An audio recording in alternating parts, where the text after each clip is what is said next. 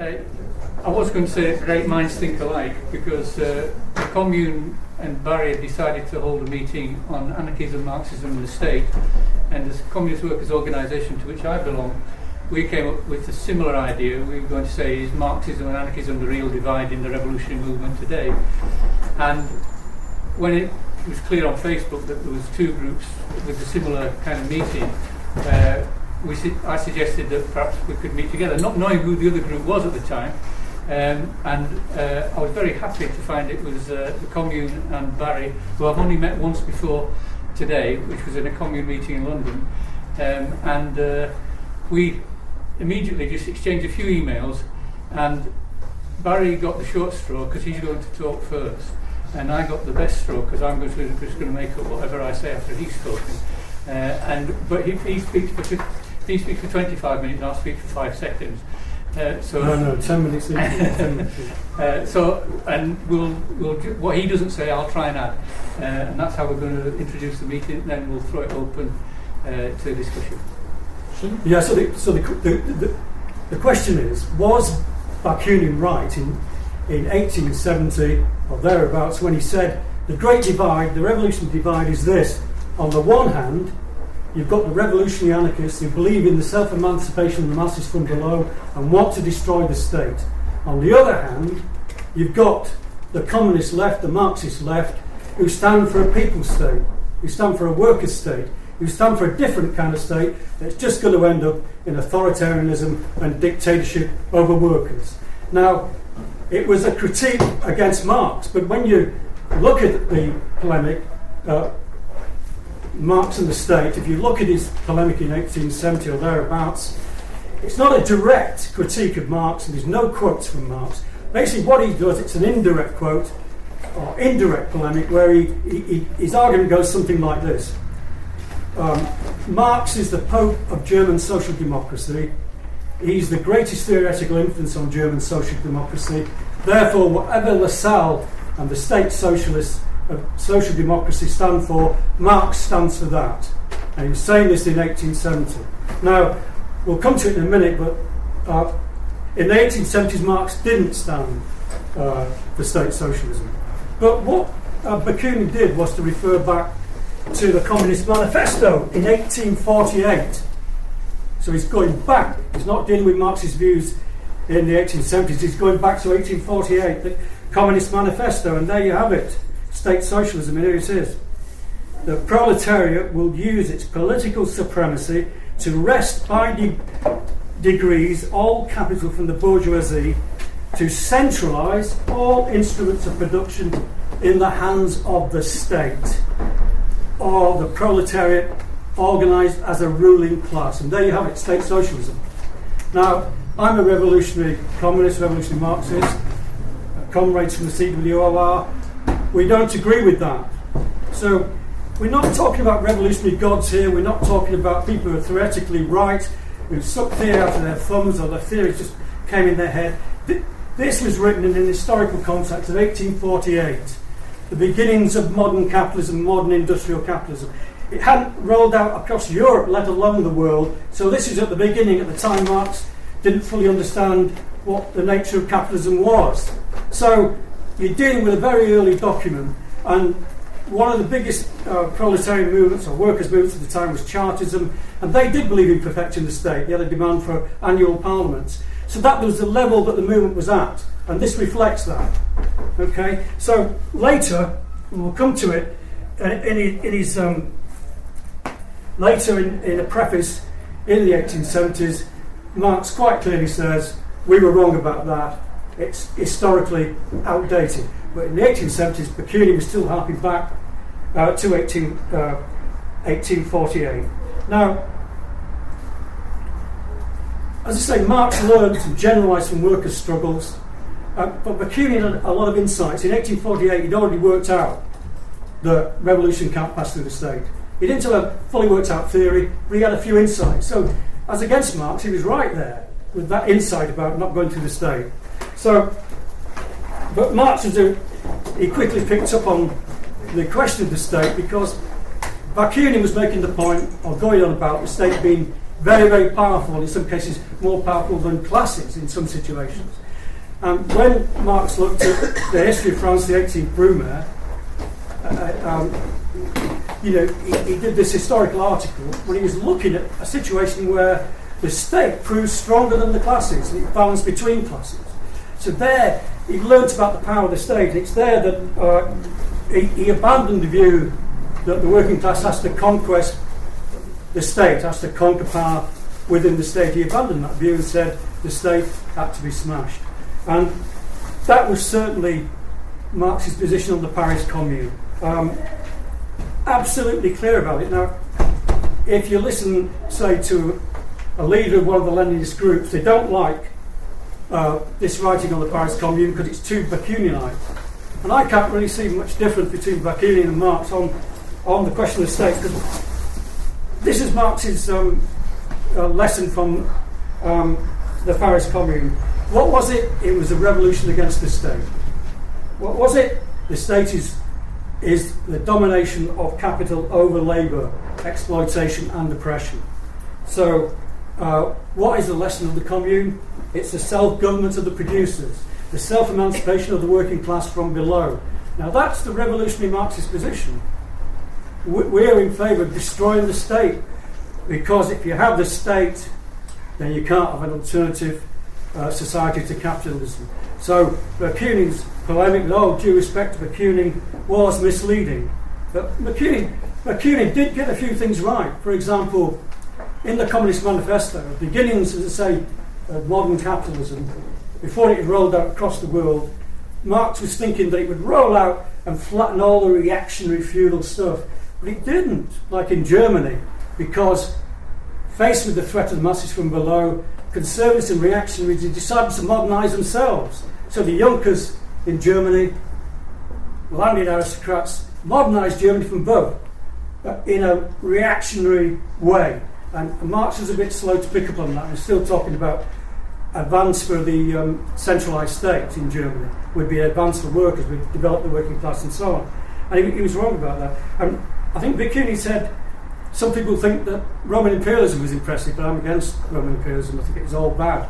And he did have a point there about imperialism, whereas I think Marx, in 1848, was looking at imperialism, capitalist civilization as being wholly progressive or mainly progressive. But he changed his mind about that on Ireland.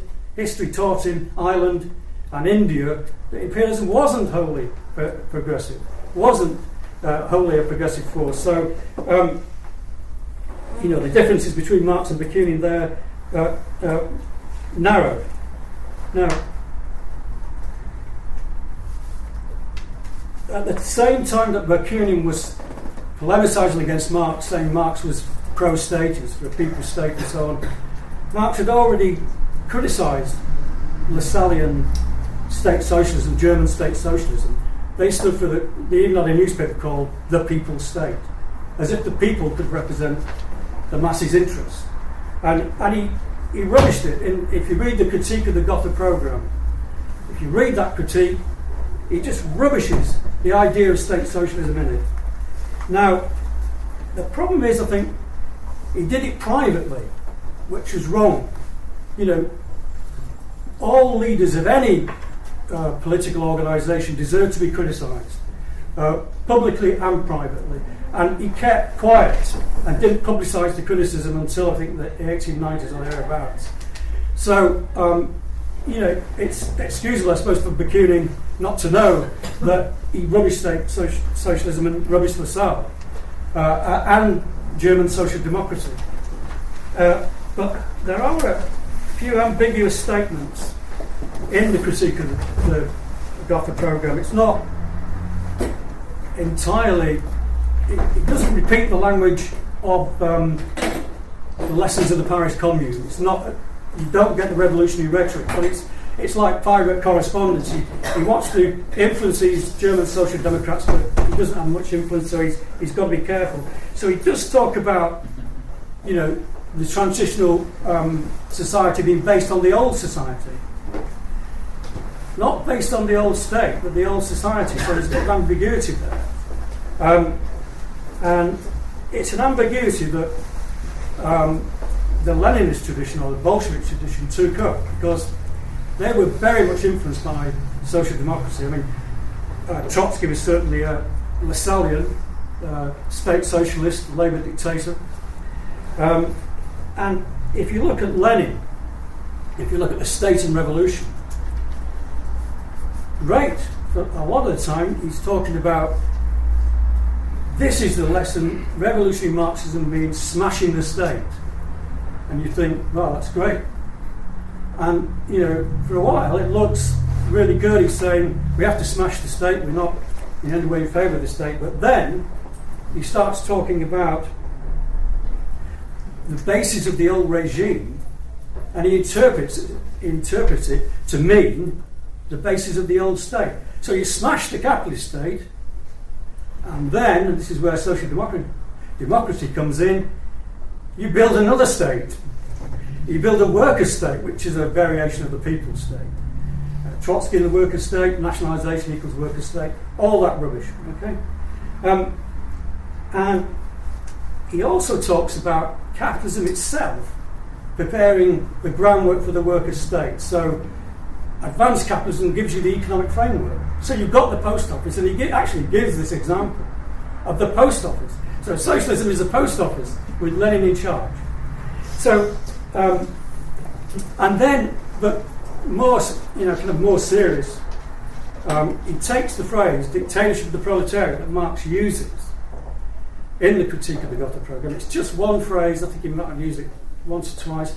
It means in context, and loads of academics have produced the quotes, it means for Marx the domination of society by the working class.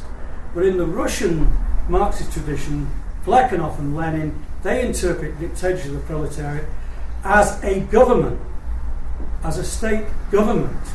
So workers' state, workers' government, dictatorship of the proletariat is the government in state power. Now, that's the lesson of the Russian Revolution. The Bolsheviks went into the Russian Revolution with a social democratic program, the minimum program, perfecting the state, the capitalist state, constituent assembly, right, 8-hour day, other minimal demands. The masses themselves were far more advanced, trampled all that underfoot, and then so Lenin came up with something. He was hiding away in an area of safety, as he usually did in these situations, and he produced, the state and revolution. Now, it wasn't any influence on Bolshevism prior to 1917, and it certainly wasn't any influence on Bolshevism after 1917, because the day after 1917, the day after the revolution, then they rooted power in Subnarchem, rooted power in the party leadership and the state. Insofar as the state was damaged, they brought back the old state officials, they worked with the old army officers, and so on. And all the economic stuff was bodies set up very similar to the Tsarist regime, where all the stuff would come down from the top and all the workers' power from below would be dissolved. So it wasn't rooted in the mass workers' organisations in the Soviets. Now, Victor Serge, who was a Bolshevik for a while, was a Trotskyist for a while, was an anarchist for a while, he was pretty much a lot of things for a while, but he kind of summed it all up when he said, what was wrong with the Russian Revolution, what was wrong with Bolshevism? It lacked the spirit of liberty. And that's what most of the oppositions, not talking about the Trotskyist left opposition, which wasn't a real opposition that related to the masses outside the party, but it was a leadership split with Stalin. I'm talking about the real oppositions, and there were many of them. Can't go into it all here, you'd have to read it. But they all stress one theme. That is that the Bolshevik regime had lost confidence in the self-creativity and initiative of the masses. And that was the main lesson of the Russian Revolution. Now, as a revolutionary Marxist, I'd like to finish by quoting Bakunin, because I absolutely agree with these words as a revolutionary Marxist. And here they are. Liberty can only be created by liberty, by an insurrection of all the people and the voluntary organisation of the workers from below upward. And that's, in a nutshell, is the programme of the Commune as well, and we're Marxists. Thanks, Dave. Obviously, I'll say something and then everybody else can chip in as they like. I agree with much what Barry was saying there. I think the decline of the Russian Revolution is a slightly more complicated issue, but I don't want to go into a historiographical exercise. I don't think that the state revolution was the best thing that Lenin ever did against the state. The best thing he ever did was in the first few months after the revolution, when he went around touring factories saying, we can't make the revolution, only the working class can make it. If you read Neil Harding's Lenin's Political Thought, he's got a whole series of these quotations of Lenin's speeches in factories, which you won't find in English, apart from in that source. But the fact is that by March 1918, when the Civil War is about to start and the Bolsheviks are forced to sign the Treaty of Brest-Litovsk, the question of the nature of the Soviet state is already in question. And I absolutely agree with Barry. Mistake number one was to follow what the Mensheviks did when Soviet power was established on November the 7th, 1917. What the Bolsheviks' first big mistake was to do was to establish the Council of People's Commissar, what Barry referred to by its Russian name as Sovnarkom. This was actually just another cabinet of a traditional nature, and it only sounded revolutionary because Trotsky had the brainwave to call them commissars instead of ministers, and that's why it got its name and sounded a bit revolutionary. But in actual fact, the revolution already had its critics within the Bolshevik Party. This book came out last year. Well, it's been in Russian, of course, for 80 or 90 years, but all the editions of a paper called Communist, which was the paper of the Russian left communist opposition inside the Bolshevik Party, have now been translated into French. And they're the first people to actually say to Lenin, if you carry on like this, you're taking us to state capitalism. And Lenin's reply was, well, state capitalism would be a good thing, because we're better than what we've got now. And this is one of the big problems, is that not only for some Marxists do they see state capitalism as socialism, but even when they don't, they think that state capitalism is somehow a step towards socialism, when in actual fact we now have 80 years of history to tell us that it's one of the last bastions. And in fact, I would argue that we live in a global state capitalist regime of various degrees, and that this has been what has dominated bourgeois as well as Russian political frameworks since the revolution. So these people were the first Marxists who actually began to criticise the notion of state capitalism. It was then taken up by councillors in Germany like Otto Ruhr, who in 1921 said that Russia had become state capitalist. And the notion state capitalist now became a discussion of general currency amongst the left, the communist left. Our organisation is descended from that discussion. In the 1920s, we were the only people who fought inside the Comintern against its degeneration, for which after we'd founded the Italian Communist Party, for which our leaders were expelled. And of course, in Italy, most of our leaders ended up in jail because they were against fascism as well. And so, for the next 20 years, they're fighting in the jails of fascism or in exile abroad to try to re-establish an anti-statist Marxist programme. At the end of the war, they established an internationalist communist party, not a national party in any sense, because they're against all national parties, and they establish it specifically on the aim of attacking state capitalism and various other things. But one of the big weaknesses was that the leader of the old party, was called Amedeo Bordiga, came back, and he started arguing that the revolution is made only by the party is the state, and that the party will set up the workers' councils from above below. So this led to a split in 1952. So all those people who, 2 or 3 people have asked me today, are you Bordigists? I can quite safely say, no, we are the opposite of Bordigists. And it was in opposition to Bordigism that we were established. Returning to the topic, I actually got the inspiration for the meeting from reading the Solfeg pamphlet. I don't know if anybody has read it. I know the comrades of the AF have reviewed it, but I've only just bought the review, so got the review, so I haven't seen it. But I read this in it. This is from Fighting for Ourselves by Solfeg. In the early 20th century, bosses and the state began to react to the gains of the CGT, the Confédération Générale du Travail, with a more conciliatory attitude. This increased the space for reformists to operate as class collaboration could be seen to bear fruit. By 1909, the growth of the union had put the revolutionaries in a minority. The CGT grew from 100,000 members in 1902 to 700,000 in 1912, out of a population of 7 million. The population of France in that time was 35 million, perhaps meaning the working class. Victor Griffouet resigned as General Secretary amidst machinations against him, and Émile Pouget, who left the Union disillusioned. The slide into class collaboration, reformism and bureaucratisation was crowned by the CGT's support for the national war effort in 1914.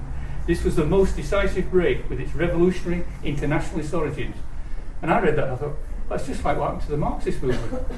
Social democracy got gradually more and more reformist, got gradually more and more. In fact, Nick in his talk mentioned Miron, Jaurès, Simon.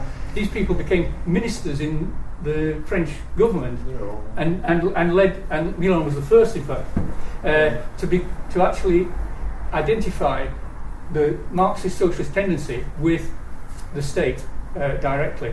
And so it made me think, oh, great. So the anarchists also had their reformist tendencies. They've also had to shake them out. And of course, in the Spanish Civil War, the big problem in the Spanish Civil War was that the anarchists betrayed their own principles.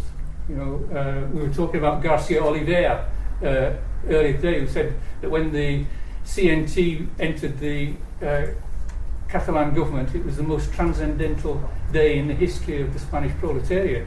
They also said that when they joined the Madrid government, they said, oh, this is an excellent step forward, and now the state is in the process of being no longer a problem because we're in it. And of course it's a disaster. And Camillo Berneri, the Italian anarchist who was in Spain at the time, completely criticised this and denounced it. But of course, like the Russian Revolution, the Spanish Revolution was trying to fight in a time of reaction and isolation. And in both of them, the revolutionaries failed to keep to their principles. And it strikes me that keeping to your principles is the key role of any revolutionary in any movement. The abandonment for short-term gain is absolutely the most fundamental betrayal of everything that you stand for. And I think this has an issue for today, because today we're facing, and I'm 65, an unprecedented attack on the living standards of the working class that we've seen on a global basis in my lifetime. Obviously I was brought up during the boom years of the post-war years, and since then it's been shit all the way. Since 1973, capitalism has been in crisis. Today, that crisis has reached its apogee because the speculative bubble has burst. So they can do nothing else to attack us. It won't do them any good. They can reduce us to absolute penury, and they will still have a capitalist crisis. Our consumption can be zero, and they'll still have a capitalist crisis, because that is part of the contradiction of capitalism, which I won't go into today. But it then poses a question. Most people, I bet, have been involved in some anti-cuts and activities in their area in this room.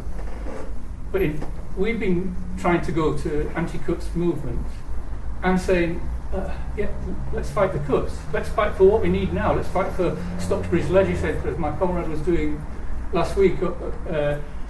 But at the same time, we also have to pose what is the greater goal. Because if we aren't going to spread the consciousness that we've got to the rest of the humanity, we can't do it by being silent. We have to insert a revolutionary perspective into all of those struggles. We are not just fighting the cuts. We are fighting capitalism and we're fighting the state. And those two monsters have to be slain at the same time. And that's basically all we're trying to do. And Barry started with the Communist Manifesto, And I'll just finish with one little phrase from it. The communists disdain to conceal their aims. We have to be open and honest. All the Trotskyists who've had all these fancy games, all these years, all these Trotskyist transitional demands, all these Trotskyists, we can't tell the working class that they should be fighting for socialism because they don't want that, so we'll tell them to fight for something else, and when they get it, we'll tell them they're wrong. And that's been the methodology of Trotskyism since its inception.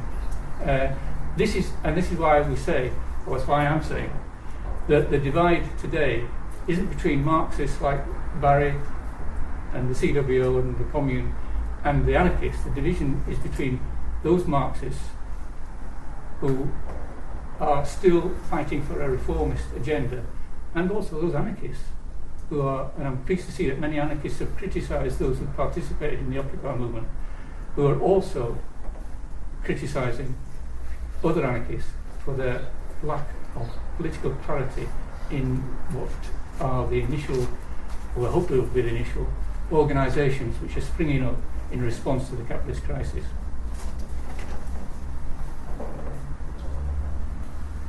These proceedings are now open.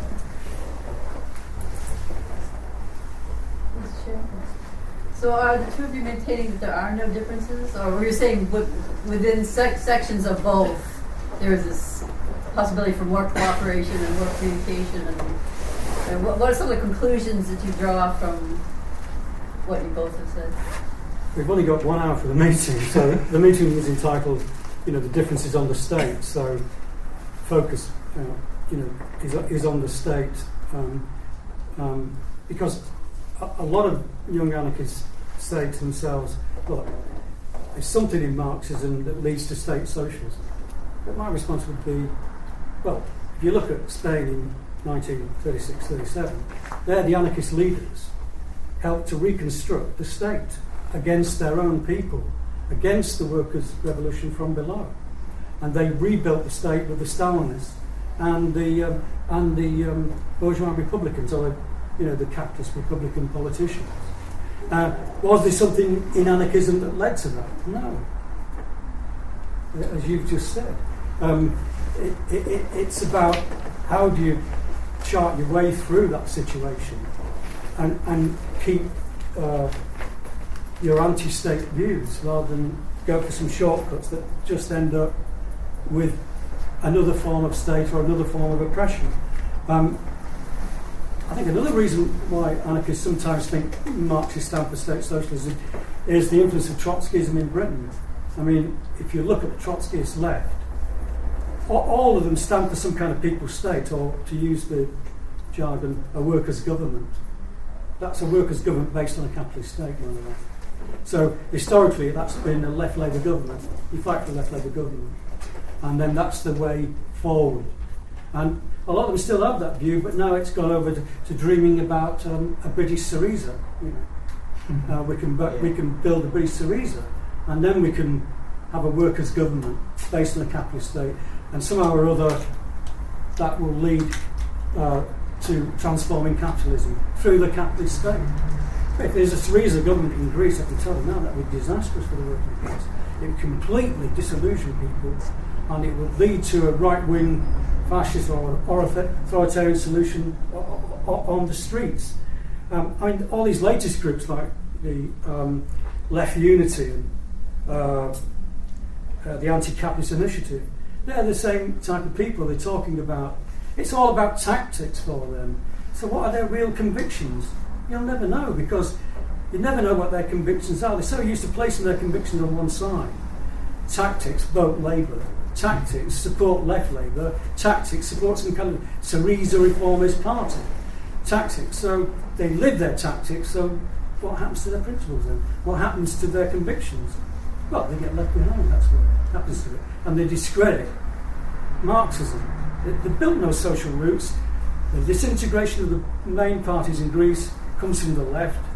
Disintegration in Britain comes from the right, UKIP, where poor working class people out of desperation and poverty are voting for UKIP because the Marxist left has never built any, never sunk deep social roots.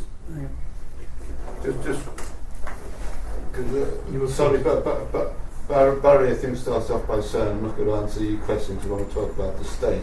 But once you got over that bit, I have a feeling he did answer your question, and he answered this. I think he answered it positively. And for me, I think the experience is that the dividing lines that exist now means that in practical terms, there's a lot more that unites the people in this room that does provide ways where we look at working together, and we do look at practical ways. And I think that's what Barry said, in fact, by saying where's the real dividing line. The real dividing line isn't because people call themselves Marxists, because unfortunately the majority of people who call themselves Marxists in Britain are completely tied to this reformist strategy and to state capitalism. And they openly say we want more state intervention, we want more state ownership, we want to move back towards state ownership, because that's the sort of way forward. So those of us who are revolutionary Marxists who have nothing in common with that certainly are looking where we can practically work together with revolutionary anarchists who also share an understanding of the answer to capitalism's crisis isn't more state intervention. It's the working class struggling to actually transcend the state.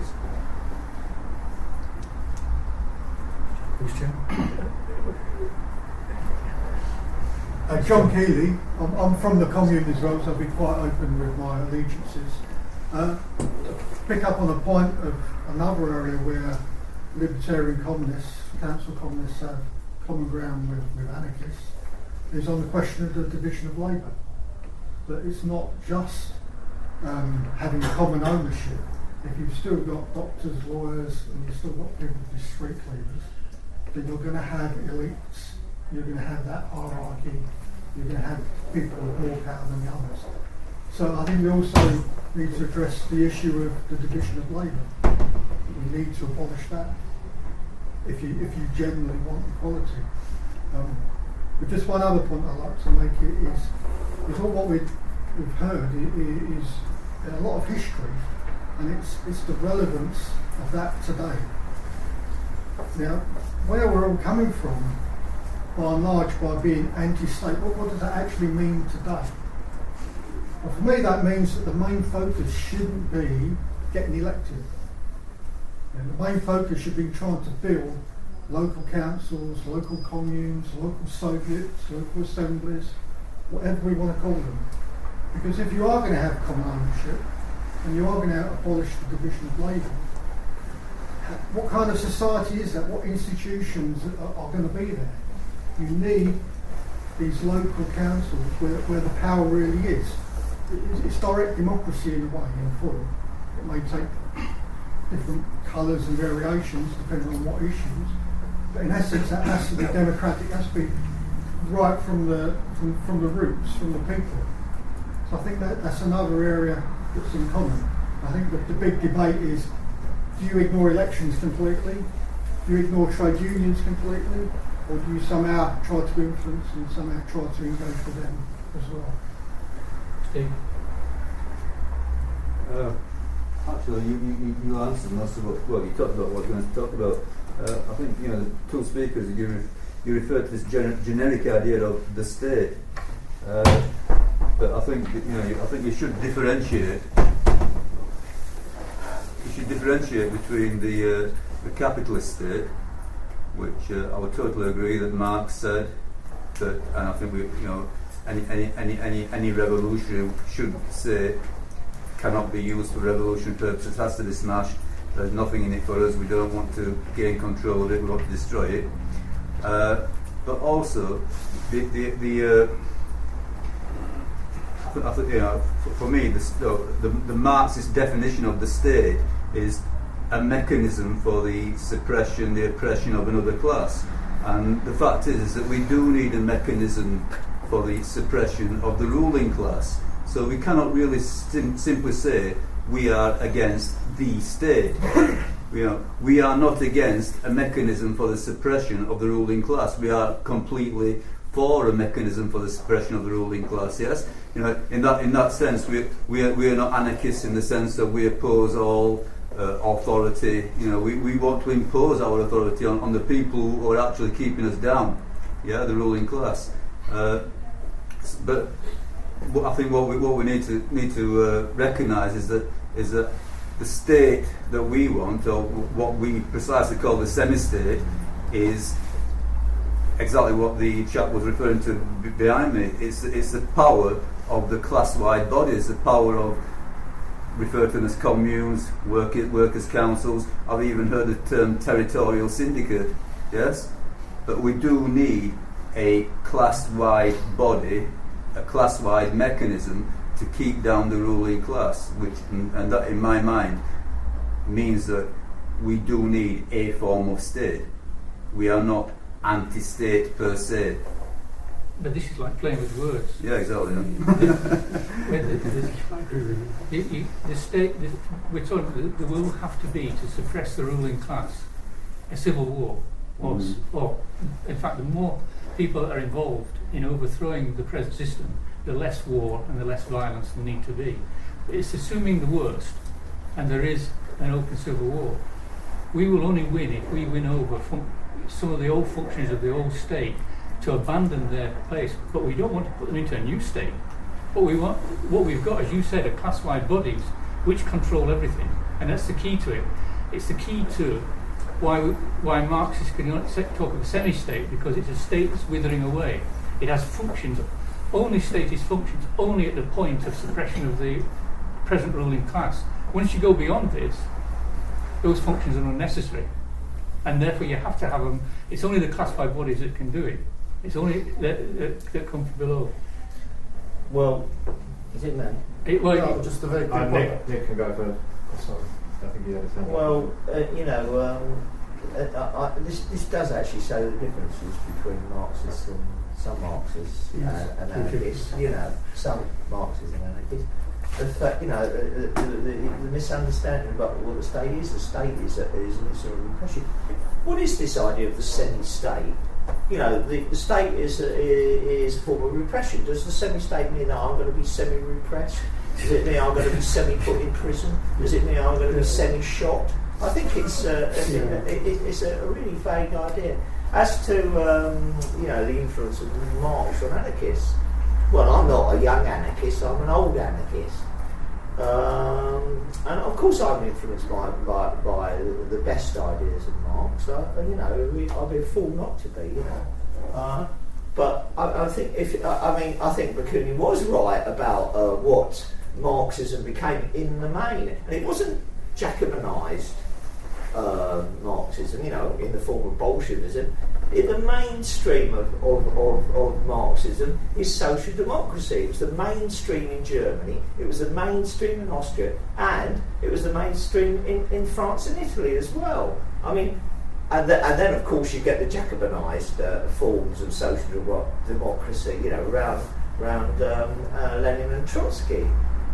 And there is a small current within Marxism with which I share many similar positions, left communists and council communists, but they are a minority within Marxism, I'd say.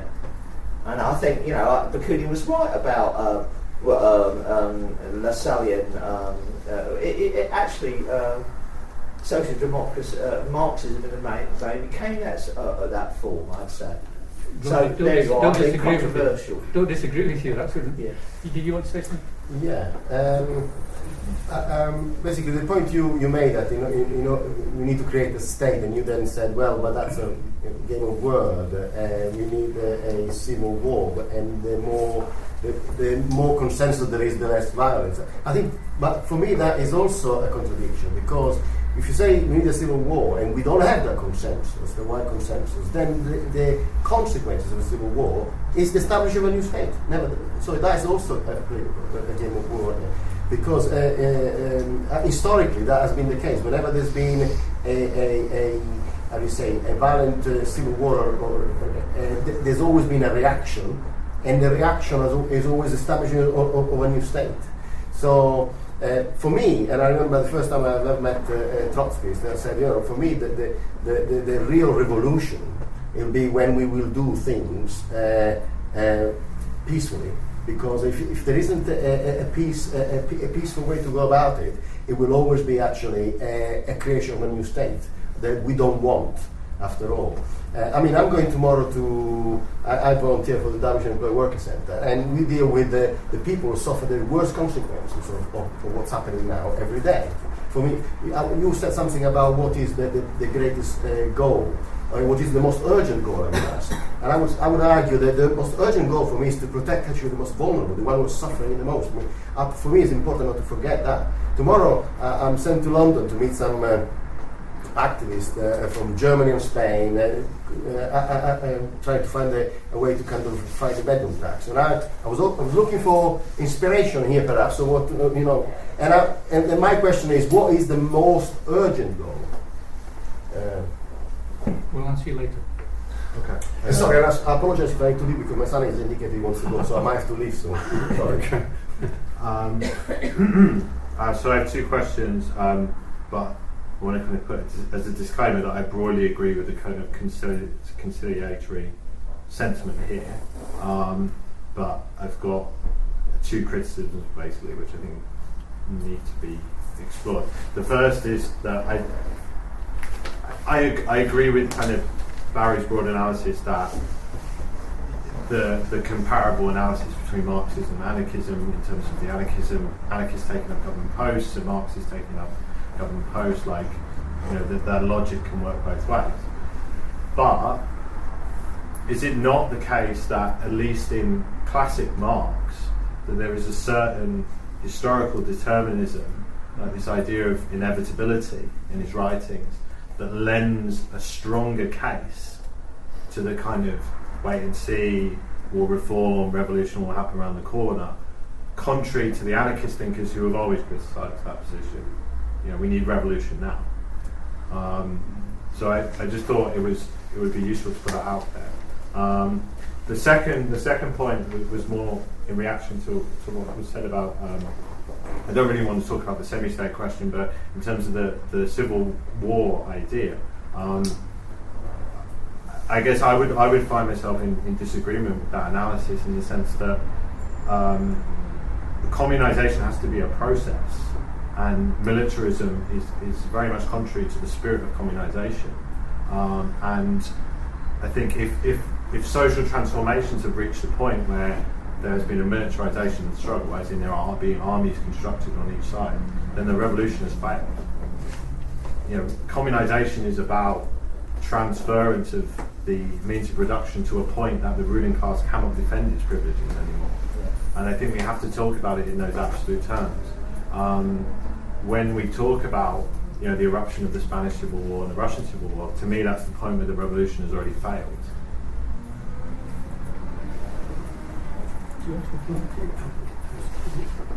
I don't think I can agree with that historically. In Spain, in fact, a lot of exciting things happened during the Civil War. But I do agree with the political point that people are making about the Civil War. Given the level of technology, of armaments, you do not want to have a civil war. You will not have a country left. We've got to recognize this. We were in a different era, right? This is not Spain in 1936. There's just way too many explosives out there. So, and I think actually John McClain came up with a pretty good formula, which was that violence is incidental to the revolution. The revolution's main thrust has to be non-violent, and it certainly cannot lead into a civil war. We get that certainly right. We get to the point where there are two armies fighting each other.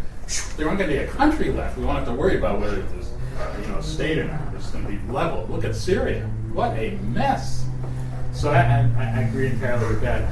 And I also do think that the point that the mainstream of Marxism moved in a reformist point is something, I'm a Marxist of a very unorthodox sort, has to be taken into account, because there are parts of Marx that do tend to lend themselves to it. Part of that is the sort of inevitability argument. You can find other parts of Marx, but there are parts of Marx where it tends to lean in that way. Bad road to go down. Bad road to go down. But I think all of us in this room who consider ourselves Marxists, we're not Bible Marxists, It's not like Marx had the right answer to everything. It was a long time ago. He made lots of mistakes. he was a human being. Move on, And I think the anarchists have said a lot of good things. We should learn from that as well. I do think, and I guess actually I have sort of disagreements with both Marxists and anarchists on this. I don't think the state is just a question of repression. It's a much more complicated thing than that. There's going to be a process by which we go from a revolution to a society that John's talking about, which doesn't have classes. That's not going to happen overnight. And in that, and we're not going to immediately enter an economy in which everything is, all goods are available to everyone in any amount they want. I'm not even sure that's given, the Earth's limited supply of resources that we'll ever attain that process, but for sure it won't be immediate. These are complex questions that are going to have to be dealt with in a collective kind of way. Call it whatever you want. It's going to involve some process of decision making, which I would call state. I don't know. I don't really care what you want to call it, but it involves much more than just repression. So, and that's again another problem with Marx. He didn't write much about what a social society would like. Little cryptic notes written, don't really do it.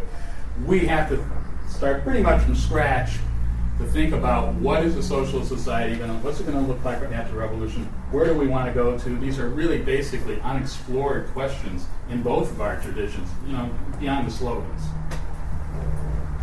Yeah, I don't want to pick up the Civil War thing. I think I'm kind of somewhere in between. I just wanted to bring up the semi-state idea. Just more of a question, really, just to actually clarify what you mean by a semi-state, really. Listening to talking and reading some of the CBO stuff, it doesn't sound any dissimilar to what we would talk about in terms of workers' councils and militias, etc., in terms of like anarchist communist positions and what the same as what the Commune's views are. I'm just curious to find this question. What do you want me to but just make a few brief points. The semi-state. This is social democracy via Lenin. The semi-state. You need a semi-state to crush the enemies of the revolution, and that just leads to dictatorship over the working class, doesn't it? The point about liberation, liberating the working class. When you reach that point of liberation against the state, then of course the working class will be dissolved into a wider humanity, if you like. Do you need a state to crush?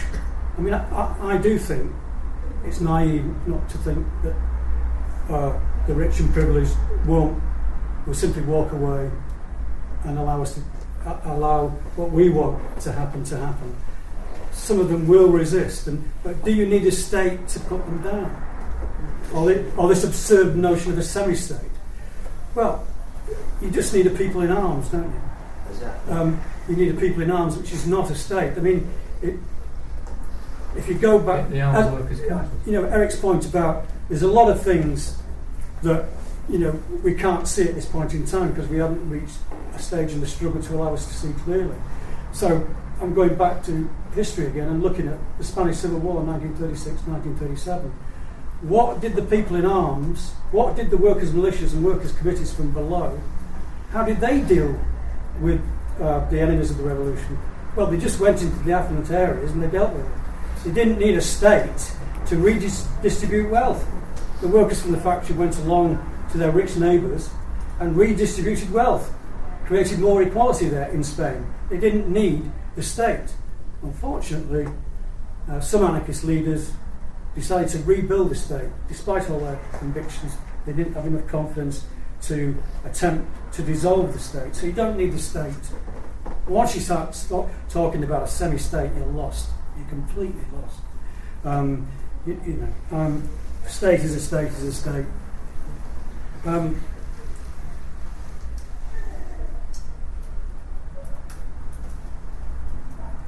leave it there. Well, I didn't raise the question of semi-state, and I wished it hadn't been raised. Even if it was raised by one of my comrades. For me, it's better not to talk about it. We know what we mean. We know we're talking about armed workers' councils. They're controlled by, and in fact in Russia, there was a perfectly functioning militia all over the place before the Civil War started. When the Civil War started, which is a shooting war, and I'll come back to the concept of civil war in a minute, it's then they started building a Red Army. The bastion of every state is its army. An army which had already disintegrated under Tsarism was then reconstituted by Trotsky, even to the point of bringing back the Tsarist generals in order to make it function more like a proper army and stop it being a workers' militia. The workers' militia is adequate to the task of destroying the ruling class. What it's not adequate to the task is fighting an imperialist war, and that's what the Russian, what became the war in Russia became an imperialist war. Lenin had hoped to get out of war, but in fact all it did was he transferred Russia's enemies from being the Germans to being the Entente powers, Britain and France. And so the war just carried on. And in that circumstance, there's no possibility of maintaining a revolution. But when I was using the word civil war, I was thinking more like a class war. If it becomes a situation like what Eric was envisaging, of two standing armies, we've lost. We only win in the civil war situation when we can get the existing forces of the state to turn their weapons on their rulers, or the weight of our movement is so great that the whole question of physical force doesn't arise. I think you're a bit utopian to think that we can peacefully go all the way to socialism. I'd like to believe it. I want to believe it. But it's when I see all the machinations of the ruling class that they've over history, and unfortunately I was a history teacher, so it weighs heavy on me. When I see all of the machinations that they impose over I know that they're not going to just walk away from their property. They're going to make us pay for everything. And like, if you notice this Arab Spring, it took 800 deaths before Mubarak. They stopped the shooting in Egypt. It took God knows how many in Tunisia, a few thousand. In Libya, it suddenly became hundreds of thousands. And today in Syria, we've got actually what is a proxy imperialist war in Syria, with everybody in both sides. So it's not really a civil war anymore. So my concept of civil war is a limited one. We don't use all the weapons that are available to mankind. We paralyse them by our mass movement and hopefully win over their forces of repression to our side. But I wouldn't expect it to be like, a walk in the park. It's going to be a little bit more difficult. I just wanted, when you said to me you want to deal with the urgent problems, I didn't actually deny that. I said we have to deal with the urgent problems. We've got people who have lost £60 a month from the bedroom tax up in the northeast, and they're suicidal. And keeping them alive and dealing with them, we have to deal with. But at the same time, we're not dealing with it by telling them, well, you're just an unfortunate, you're one of the undeserving poor. We're telling them the reason for this is the capitalist system, and we've got to fight this bloody system. And we've got to match our attempts to make life better in the immediate with our attempts to see what the future can bring. But sorry. Just how we get out of capitalism and we get to what we would call communism, the common ownership of the means of production, we don't really know because it hasn't happened. It hasn't actually happened anywhere. We've got some historical examples of attempts.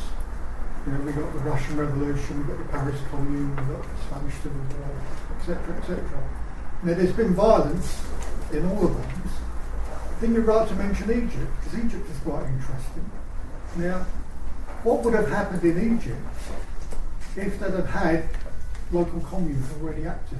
It's like this parallel system starting to emerge, where people including all the people in that community that wanted to get rid of capitalism, that were all joining together, Marxists, anarchists, even social democrats, but they all wanted a post-capitalist society. If you had these groups and they were organised in such a way that they were truly democratic, so they were organised in a way that you would organise a post-capitalist society, a communist society for us, where everyone's equal, equality in decision making as well, not central committees and all that kind of thing. So if you had all these local communes, councils, assemblies already there, and you had people actually just stopping work, going on strike, bringing the whole system down, would have that been a civil war? Would it have been so popular that it would have been a matter of weeks before all of a sudden you've got close to what you want? You're not necessarily talking about arming workers, militias, and I don't know. We don't know, do we? Yeah, I mean, you said it's utopian, and I would say it's not so much. I mean, I could be right that in the sense that the reality might show that violence will come, but I think that whenever violence has come, in most cases, it has not been planned. It's actually been people. The violence has emerged from groups which were not very planned, very well organized whatsoever. The ones that were suffering more directly. So I'm not suggesting that my solution might be unrealistic, but it is nevertheless the only one I can adopt for ethical reasons. It's an ethical must in my opinion, but also because, as the gentleman said, there is so many explosives in this world. I think it is utopian to think that an armed solution might go anywhere beyond a very small step.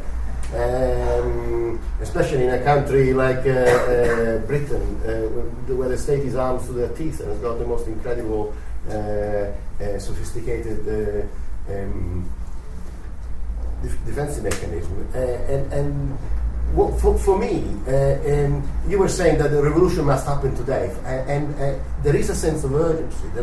For me, addressing that is important. It means a sense of coherence. I mean, I feel that in my heart I'm becoming somehow more anarchist every day. And I'll tell you in which way I'm an anarchist. I'm an anarchist at an individual level. I reject institutions. And I'll make an example. I was driving my son in a car because I've got no income. So I was carer's allowance. I was driving his vehicle, and I get a fine for 60 quid. And I had to go to, and I couldn't pay it in one go, so I refused, so I couldn't pay, I had to pay the installment, so I had to go to court and incur extra costs. Yeah? And I refused to pay those extra costs. They were reduced to £15. Now, for the sake of £15, last June I was threatened with arrested imprisonment. I refused, and I went to appeal court. The appeal was rejected, and then 6 months later, the bailiff says, now it's 115. I went up to 315. And then the other day, the bailiff wanted to enter my house. I went to my MP and I threatened that I would bloody kill the bailiff if they tried to come in my house. Then I went to the police and I told them I just told my MP secretary that I might kill the bailiff and come out of the house because I heard that you might come along. So arrest me now, because frankly I don't know what I will do. I don't wish to be violent, but I might just be. Yeah, because this is ridiculous. For £15, you want to take someone's care allowance, £315 worth of goods. So I went to see my MP, and he helped me yesterday. He said he will write to the bailiffs, and as far as I can win this little battle on an individual basis, my little anarchist battle is concluded for now. And I know it's not a final solution, but I think there are certain things that we need to question ourselves. Are we being coherent with ourselves while we are trying to get there? For example, for me, and it's easy for me now to say that because I used to draw a wage, and that has been taken away for some reasons. Yeah, but now I refuse to earn a bloody wage from because I think with the war that this country is conducting is all blood money. The way we can, So we need to think very carefully. What does it mean to be an anarchist? If we kind of accepting an ordinary wage, if we kind of, this nice shirt is actually a present from someone who stayed at my house. I can't afford anything like that. But if we conform to certain things, if we're living at a capitalist standard, then that's a fundamental lack of coherence. So what's the point in talking about armed attack of the state if we are being inconsistent in the meanwhile? I think it's important that trying to achieve a large consensus means that people can see in you a model to follow, and they can only see in you a model to follow, not if you threaten violence, but if you are coherent in the way you're living, a way of living without the state, which is sustainable.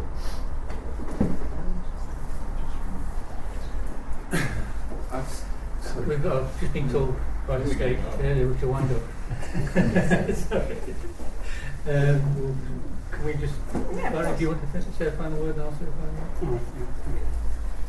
Yeah. On this point about Marxism and historical determinism, I mean, revolutionary Marxism is open-ended, and there wasn't, even Marx was saying, there wasn't one model of capitalism and every other country had to tread the same road as Western capitalism.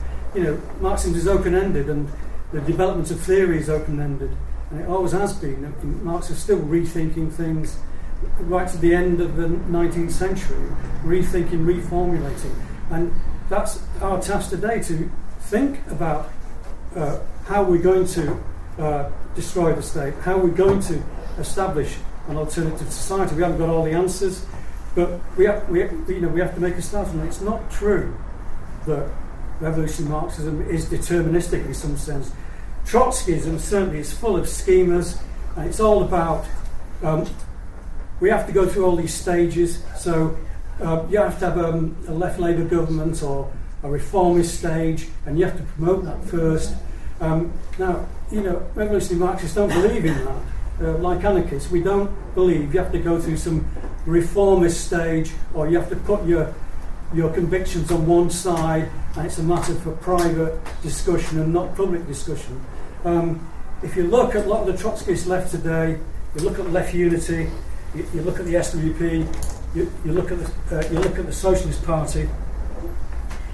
It's all about, a lot of it is all about nostalgia, not a strategy, not thinking about things, not concretely. It's all about nostalgia for the spirit of 1945 and the Attlee government, and a bit of state reformism, and the state giving you a few more crumbs and so on. That's their politics, but that's not the politics of revolutionary Marxism, and it's not the politics of revolutionary anarchism either. That's what we've got in common. We're against the state, and we're against the Trotskyist tradition in Britain.